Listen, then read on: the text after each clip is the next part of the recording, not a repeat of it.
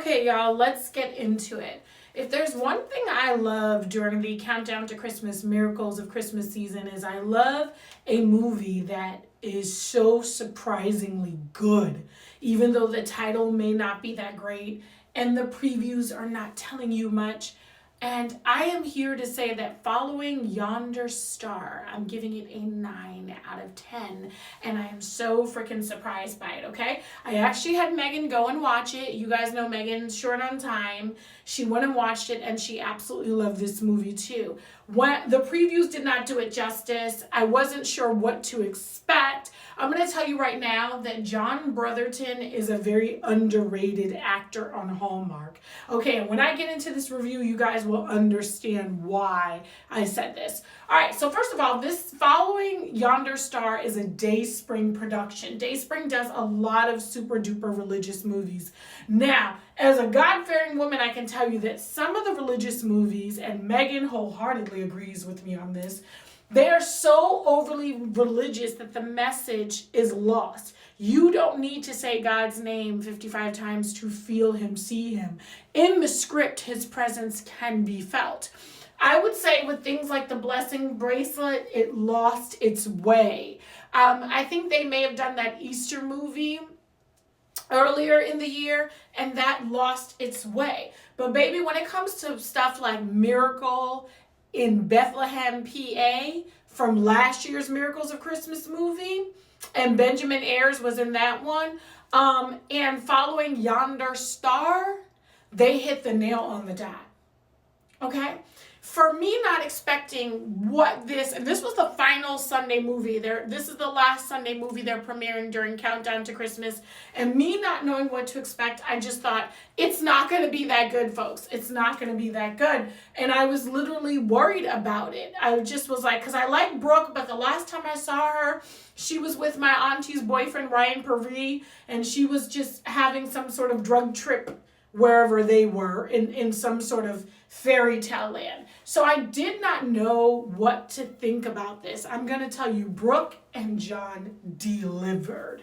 They delivered. When I tell you there were certain scenes in this movie where I felt it. I felt the loss. I felt the rebirth. I felt the love. I felt two people trying to find their way.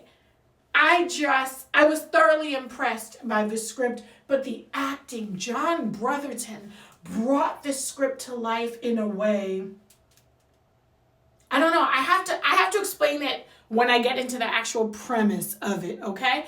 And then I know Hallmark has had Jennifer Hudson sing ever since, I think, Thanksgiving, Merry Thanksgiving week. She's been singing a lot of the songs, the Christmas songs in the movies.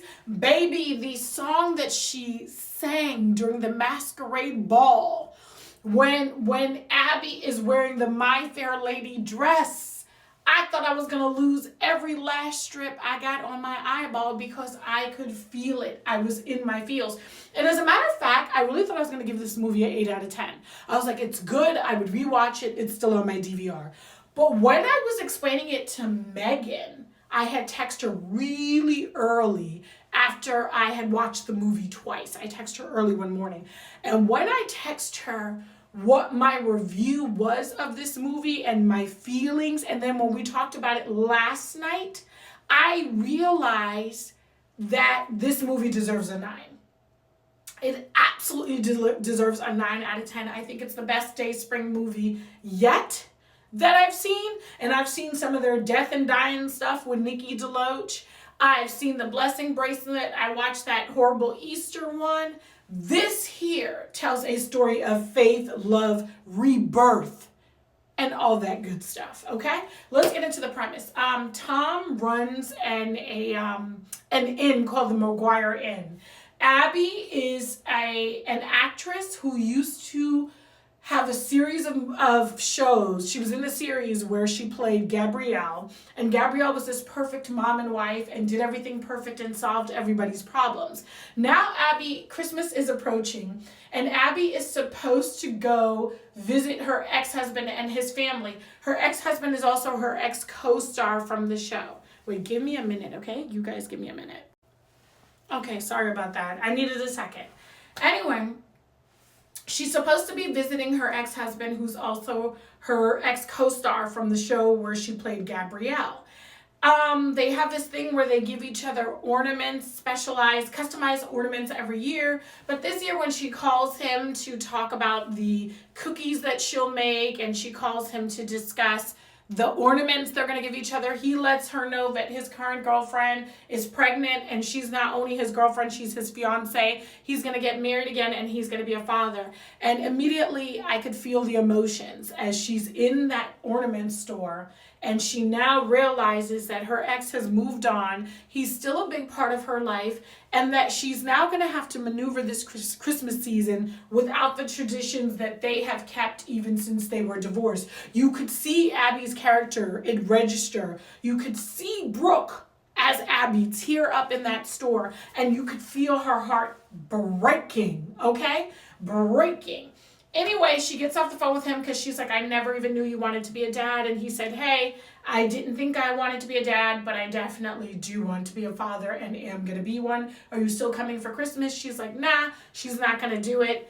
And so she tells the guy that's running the ornament store that she no longer wants it customized. He hasn't started customizing it or anything, but he's still forcing her because he thinks she should behave like Gabrielle should, even though Gabrielle is a character and Abby is a real person. And so literally it occurs to him